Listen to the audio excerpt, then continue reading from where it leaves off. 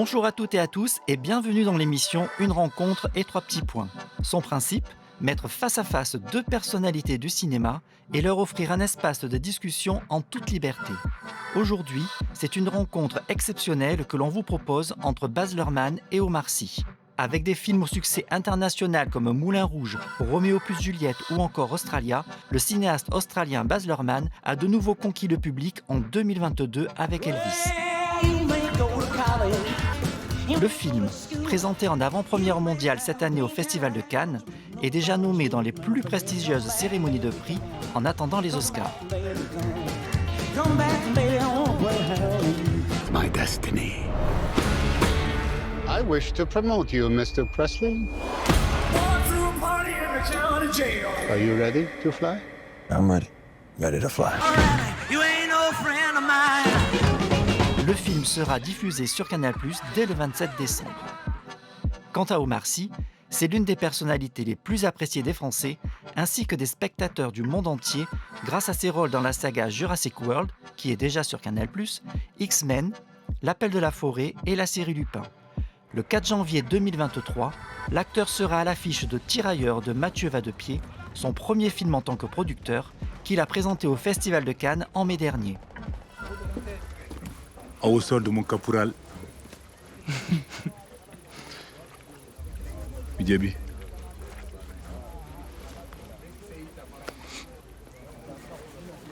Cette rencontre exceptionnelle, c'est maintenant. I mean, it's a different experience. I've done it a lot. Yeah. I mean, I'm a bit older than you, Omar. Really? Yeah? Tell me about it. You don't want to hear. It's nothing good.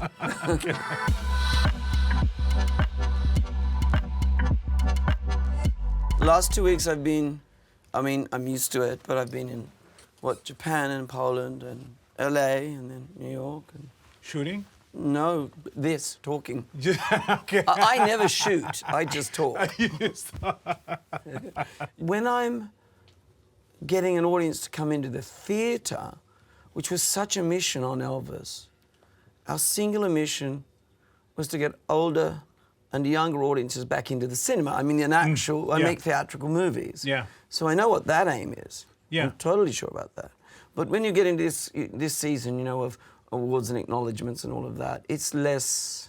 Yeah, but it's the side of it. It's not really, doesn't really matter. Or it does for you? I mean, it's a different experience. I've done it a lot. Yeah. Anyway, what about you? I know you've been... I'm those kind of things is just the side of it, and it's like I see it like the easy part of it actually, because it's already done, and what you said is what we're doing is we make things, right? Yeah. And that's the bigger part of what we do, and as soon as it's done, it's kind of a relief, right? And so when you come here and you just have to talk about it, it's just the easiest part. So I do enjoy it. Well, it is like free therapy. I agree with that. Well, I just remember my life, not measured out in years, but just the time I did, Romeo and Juliet, or I did, Moulin Rouge, or whatever. It's just that period, So there we are. It's like, I think if you have children, you remember when they were this, or they used to be What teenagers. about Romeo and Juliet? Was the commentary was not good at the time? Right? Every film I've ever had has had very split. I think back then the two biggest critics, they were two thumbs up.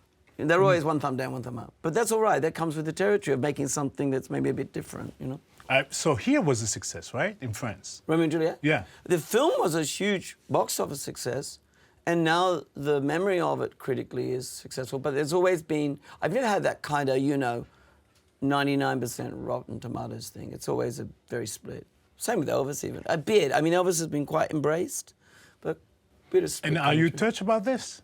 You're like affected? I think of it in this way. You first. No, I'm not. Yeah. This is my feeling. I think when I did Strictly Ballroom, which was called Ballroom Dancing, it was so divisive, which is funny because it's such a very unconfronting film. And because of that, I just accept it as part of the territory. I mean, if you're going to tell stories with a language that is your own and as we move towards being more our own language, then it's probably not going to fit into a box. And if it doesn't fit into a box, then you're probably going to find yourself with a split. I'm talking professional commentary. Yeah. But I make films, firstly, for a reason I have that's personal, but most importantly after that, to connect with an audience. I just care about the audience. That's all I really care about, is am I affecting an audience, and do we leave an imprint on culture in some way? Yeah, but even because a thumbs up and thumbs down, it's just thumbs. No, thumbs. No, I mean, no, you touch them. So they saw it, and there is it's like a feeling. Yeah. Up or down, but it's also a feeling. So you touch them in a way. Yeah. So I don't know. Yes, I honestly, it's just something that I don't think that much about. What I do think about, and this is more so in the olden days. You don't know them. You're the younger days. So teach me. Yeah. In the olden days, my friend. Oh, okay. Before the World Wide Web. Oh, it was terrible. Because you literally had the critical response could stop people from getting to your movie. Really? Of course. Because, there was only the cinema. There were like 2,000, you might be out on 1,000 screens or something. And the critics could really, really affect just how the audience gets to it, So I suppose I've always thought, as long as a film make enough to pay for their bill, then you get your creative freedom. But you had that all the time. I just squeaked in, yes. So it's no consequence for you. But I've done a sort of redux of Australia coming out on Hulu called Faraway Downs. And one of the connective tissues there, which I think is interesting, is that the core of the piece is about this terrible scar in our history where Indigenous children were taken forcibly from their parents and put on missions, and then they were lied to that their parents were either dead or to essentially, they were of mixed race. So any child of mixed race was separated from the family forcibly and put on missions, and this is kind of the core of the story. So I think there's probably some connectivity there. Yeah, it is, because it's a part of Australian story that we don't know, we don't learn. Exactly. And it's the same with the movie we're doing here. It's just because the purpose that the first time I wanted to do this movie is because it's a lack of informations, Yes, we don't learn that on books. No books, no painting, no picture, nothing about it. So you want other people, the next generation, to learn about it. So that's why we do something like that. You know what? So interesting. I think I'm not wrong, but I think of all my films, Australia is my biggest French film. And you remind me of something extraordinaire that happened to me when we released the film here. Because the film was not successful in the US. But I was at Paris Disney, Euro Disney, and the film had just come out. And I was being photographed with Mickey Mouse, I was standing next to Mickey. And there was this line of quite older women, like in their 60s. They were all Spanish. And they said they'd love to meet me, they'd seen the film. So I go down and I meet them all, and they're all Spanish. And I'm wondering what it is that has made this film so important to them. Well, they had come from a stolen generation themselves in Spain during Franco, where children of communists were taken forcibly away and isolated from their parents to breed the communism out of them. How'd that go? Probably not well. And, so isn't that interesting? If you are teaching or doing a subject about something people don't know, like your film, it has a ripple effect outside of what happened in the story in Senegal, exactly. I'm sure. Sure. As you say, it throws the focus on the colonial realities, doesn't it? It's about something else, because also a story about father and son, and it's supposed to touch anyone, Of course. Well, when did you make the film? It was last year. So we had a long part of it shot in north of France, northeast, close to Verdun, and small part in Senegal. That was something, to shoot there too. Amazing. Yeah. Yeah. To return to Senegal to shoot. Exactly. How was that? Very good, very deep, very intense. Sometimes very emotional, but it was a good thing to have that, and it was a good thing to do it after shooting in France. I think it was the best way to do like that, because I think if I had to do it in Senegal first would be I think the way to act in it would be too heavy for me, because I like to have always find a way to, even if it's a serious and deep topic, having a lightness, Right. I think that's exactly more. You have to find some way to let the audience in. Exactly. So that they can take the medicine. Some sugar for the medicine. Exactly. Yeah. Shakespeare was pretty good at that. Now, should we talk about Monsieur Lupin?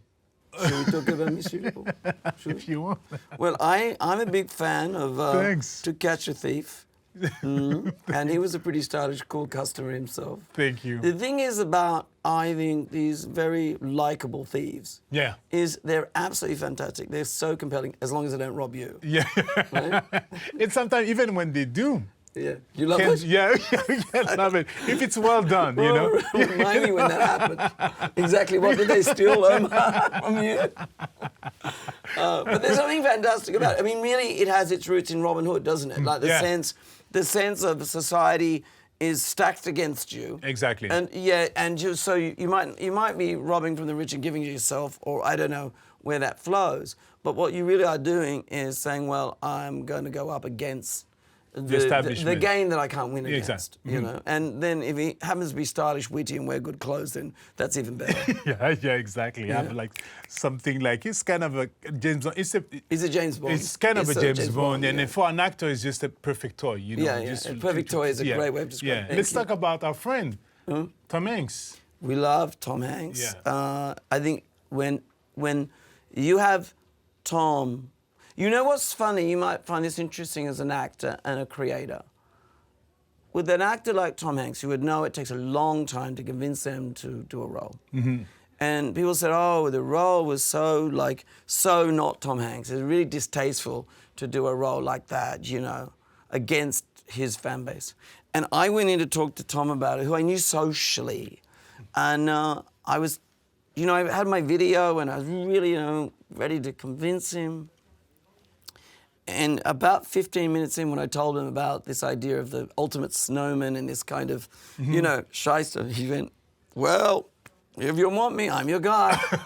And he couldn't wait to play this, really unsavory character, dislikable. Yeah, you can tell when you watch the movie. You can tell the fun he had, to play it, and the thing with the snowman. You think it's just something that he. Like I said, it's like having a toy, It's really something that... I like that when you see actors really playing. Not acting, but playing. Well, it's called play acting. Yeah. You are about players. Yeah. No, you're not. Yeah. And you're absolutely right. You know yourself as an actor. And I think it's one of the greatest joys I have.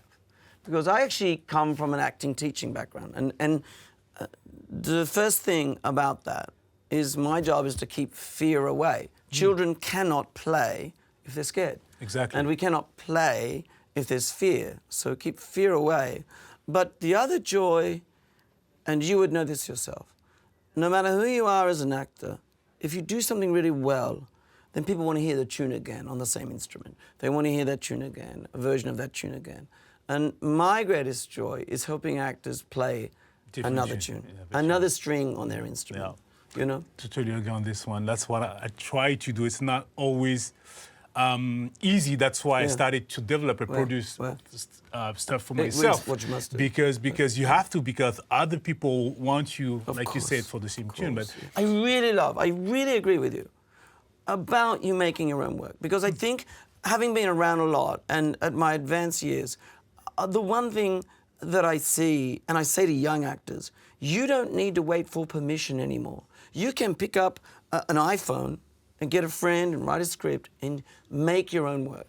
So I really applaud the fact that you as an actor are empowering yourself by making your own work, because that's how you get to play different strings on your instrument. Exactly. Like, see, there's the only the easiest opportunity. Exactly. So what about you after this? What's going on with the act? So now next is just shooting. I'm shooting right now a movie with James Samuel. You know James Samuel, who did Delta Default?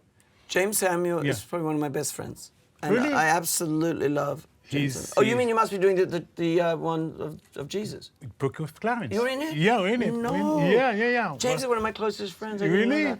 I had Oh, no tell idea you were in it. yeah, So- he's- Do you know what? I've been out of the loop recently. You know, Really? running around. That's fine. James was the one that could speak to anyone, and he has no fear of telling the truth, but in the best possible way. Yeah, exactly. He lifts Yeah. you up. He always lifts you up. Yeah, because the truth, and it is no. He doesn't care about the level of the society you are. No, you no, know, no, he no. talks to everyone the same Yeah, level. yeah, I know yeah. it's like kind of basic to say that, but he really does. You know, No, because he some really- people yeah. have that in mind. Yeah. I'll treat anyone the same level, but we don't really, right? It's and he does. He's inherent in him. It's inherent, as Exactly. opposed to it's a code of manners I should pursue to make people either like me Exactly. or to get them to do what I want them Exactly. to do. Yeah, Exactly. yeah, Agree. super. Yeah. But Yeah. then now you need to get together, do a movie, a musical. would love whatever. to. I'm available. Omar I'm is a available, super babe. Me too. dancer. Huh? Omar is a super dancer. I didn't know that, but I imagine there's nothing Omar can't do. I can tell, you know, it's inherent. It's inherent. Thanks. You lift people up, brother. Anytime. All right, Really, man. anytime. I love Super. your work. I'm a huge fan, and anytime. Well, you know Really, what? yeah. I'm. Well, number one, I have your next film happens to be the number one film Yeah. I'm looking forward to doing in the world. That's fun. It was great to meet you, my All right, friend. That's Come great. on. Nice to meet you. Yeah, It's nice cool. to meet you. That was Shall cool. we call cut together? 1, 2, 3, and cut. Cut.